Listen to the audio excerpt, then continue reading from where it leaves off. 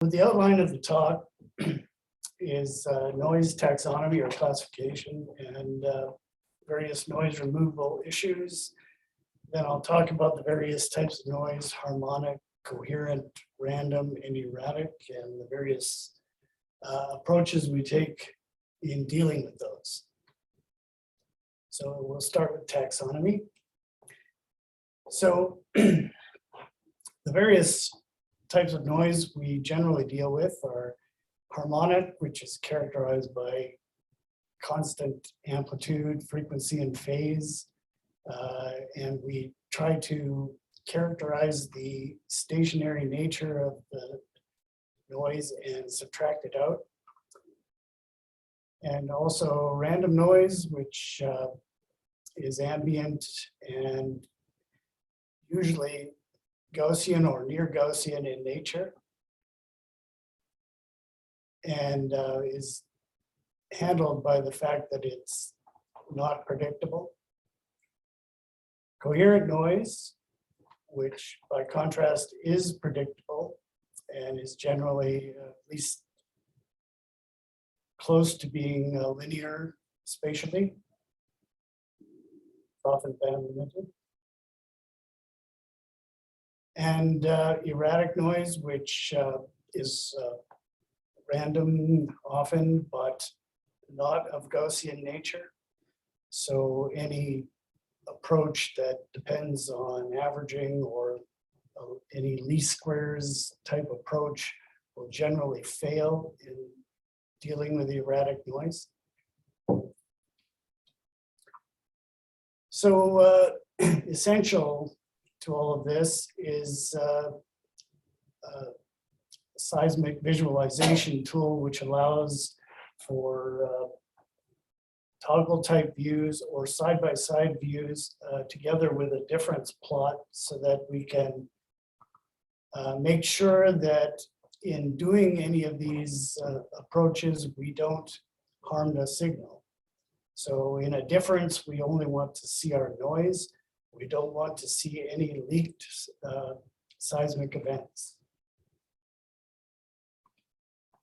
So different domains that we generally work in to deal with these noise. On a harmonic noise, it's often just done in a trace-by-trace basis. Coherent noise, like ground roll removal, we work in shot receiver gathers or possible pseudo volumes like crossbreads or COVs. Erratic noise could be CMP gathers, shot gathers, receiver gathers, and a random noise can be the entire pre-stacked data set or pseudo volumes such as crossbreads or post-stack. In dealing with any kind of noise algorithm, it's important to make sure that be aware of the possibility of creating artifacts. In this example, we have a completely random input, and we see that applying an FKK filter can create totally spurious events out of nothing. By contrast, over here we have the SSA or CADSO approach, in which no events are noticeable. So that brings us to the harmonic noise part of the talk. Again, harmonic noise is characterized by being stationary in amplitude, frequency, and phase, or at least very nearly so. And common causes for that are, of course, power line noise with induced signals in the seismic cable. So DC bias removal, that's generally removed by simply averaging the samples down the trace and removing that average value, which is expected to be 0. And harmonic noise removals, such as power line noise, we model we try to measure the constant amplitude and phase and frequency characteristics and subtract the noise off. So here's a record contaminated by DC bias, as can be seen on the left with the greenish background. If what we expect is a white background, such as we see in the center, where in this color scheme, white represents a 0 amplitude. And in the difference, we see nothing but the removed bias noise. And to zoom in on one of the bias traces, we see the constant amplitude subtracted off and the residual left over. Turns out it was a bad trace to begin with. What is important to notice is that on these other traces in which there's no apparent bias noise visible, program has left them completely alone, and in the difference we see nothing. So power line noise, we see this record over here contaminated on several traces by significant amounts of 60 hertz noise. 60 hertz is the standard frequency for AC power transmission in North America. The filtered output is here, and the power line interference is in the difference. And we see nothing else in the difference. So looking at a spectrum, we see the spike here where the 60 hertz is concentrated. And after removal, the input versus the difference, we see that the spurious part has been removed, and we're left with the underlying valid 60 hertz energy. So coming to the coherent noise part of the talk. So coherent noise, probably the most common form of this is ground roll, often much louder than the underlying signal, often band limited, and usually at a very relatively low velocity compared to the underlying signal events. So we have several approaches we use. For multi-component data, we can form a polarization filter utilizing all 3 components. We also have a CADSO-based or eigenimage rank reduction type of approach, and SWNA, surface wave noise attenuation, which does a frequency-dependent trace mix in order to sum across the wavelengths of noise and cancel them out. So this shows the application of a multi-component polarization filter. We've got the vertical component here showing the noise, and the noise in the center panel attenuated, not eliminated completely, but greatly reduced, and we see the difference on the right. Another kind of coherent noise is a guided wave, where energy is trapped in the near surface and reverberates down. After removal, we see that the linear interference has been reduced, and in the difference, we see it quite evidently, but this event that's apparent here, it does not show up in the difference at all. So here's an example of surface wave noise attenuation applied to a 2D shot gather. See the noise removed here. That is the output here and the difference. We see that the events have been preserved, and we see no evidence of leakage in the difference. And the eigenimage approach was applied to this record. We see the noise has been removed and the events preserved. So these can also be applied in 3D. Here's a 3D shot gather, and we see the noise cone evident on the left and largely removed in the center panel and the difference on the right. And the same record applied using the CADSO approach. And possibly the CADSO approach was slightly more successful, but the results are similar. And so to random noise. Random noise, it can vary greatly in time and space. It's generally not band limited. It often shows a Gaussian or near Gaussian distribution. And significantly, it is not laterally predictable. So the approaches that we generally use are based on the FX approach due to the fact that seismic events, if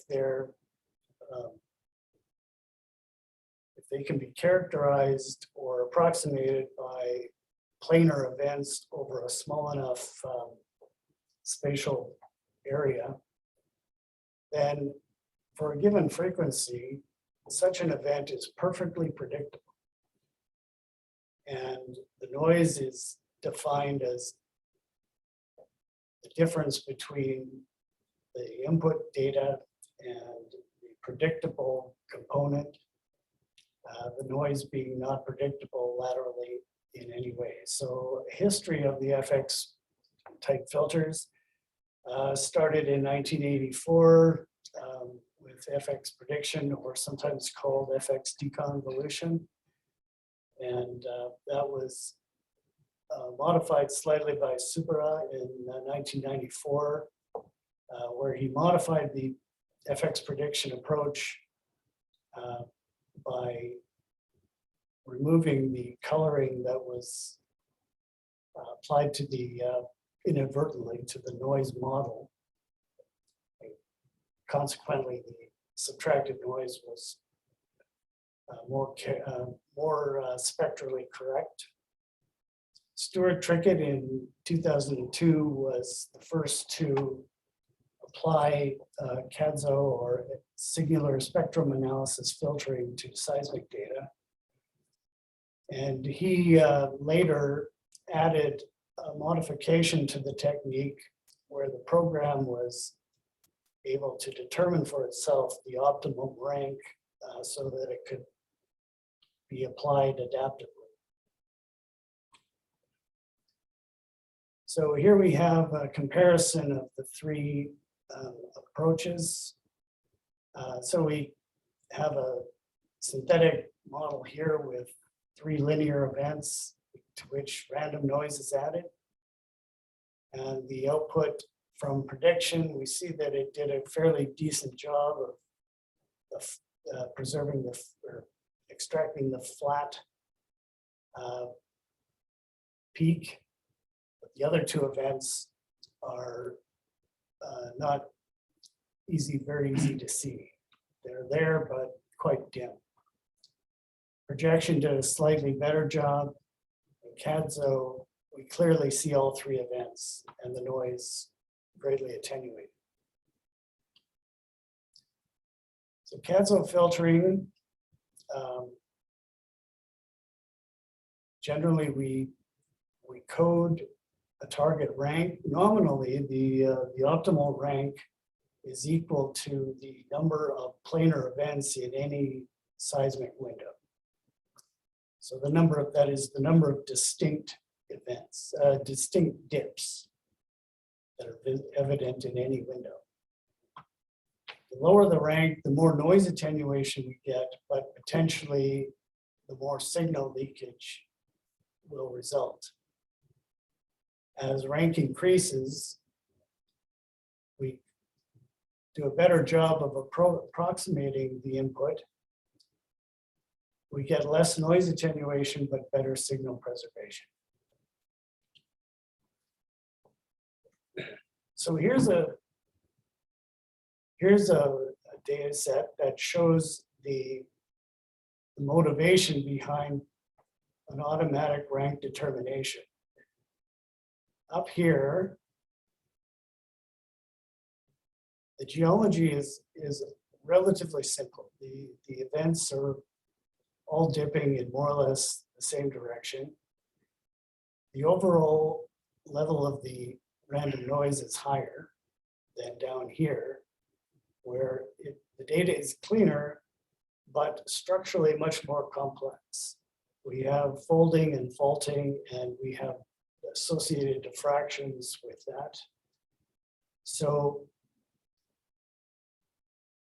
in order to deal properly with both these situations in a single run, it's very valuable to have the program be able to determine the optimum rank for itself. And these two papers up here, Stuart used to determine the formula for determining the threshold for singular values in the singular value decomposition based on standard deviation of the noise. And so it depends on your ability to measure this value. But once you have, you can set a threshold and you retain the singular, all eigenimages associated with singular values that exceed this value, which of course can change as you move through the section. So here's that shallow window. Noisy, geologically relatively simple, but noisy. The output here, and we see essentially no leakage. Down here, cleaner in general, but geologically more complex. Filtered here, and again, the difference with no apparent leakage. These graphs show the number of singular values retained in the data construction as a function of frequency. And in general, for the complex geology, the number of singular values or rank retained in the reconstruction is generally higher than for the shallow window, especially in these frequencies here.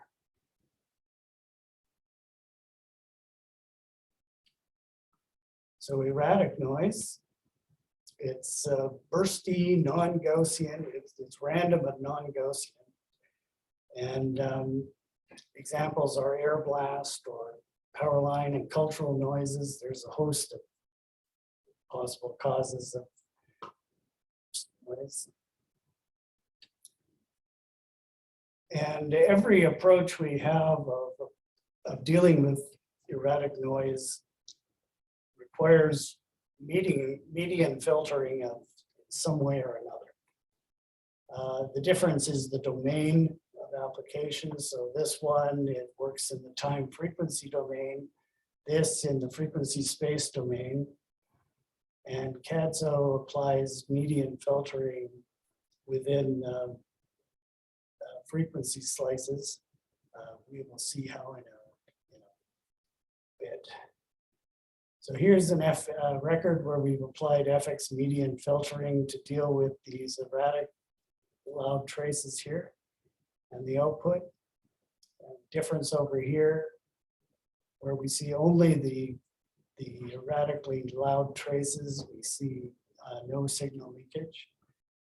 Now this output here was used as the input for or the TFD here. And we applied it again, sort of a cascaded approach. And we found that yet more erratic noise was removed, but significantly no apparent signal loss. This is a slide showing a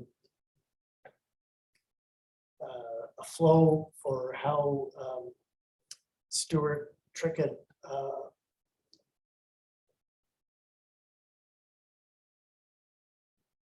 implemented the erratic noise option in CADSO filter.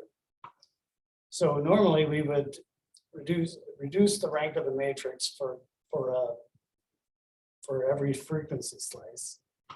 This adds an extra step where instead we iteratively reweight the loud traces, ultimately weighing them down to so that they're ignored in the noise attenuation step, and then they're added. This filtered slice is then reinserted into the data. And ultimately, extremely loud outliers are weighted 0. They're ignored entirely. So here's some example. We have a synthetic set of planar events here.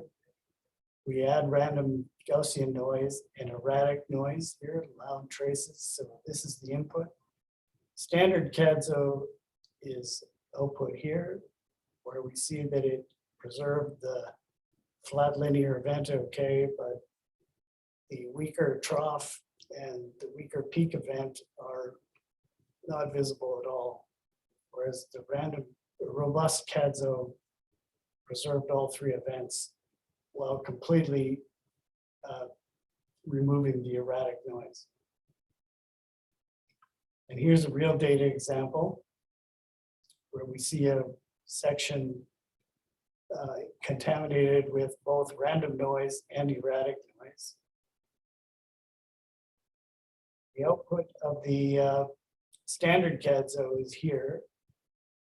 And this part where it was not contaminated with erratic noise, it did an okay job. But down here, we see that the erratic noise has interfered with its ability to do a proper job. And the robust CADSO did a much better job of dealing with both types of noise. So that concludes the talk. Thank you very much.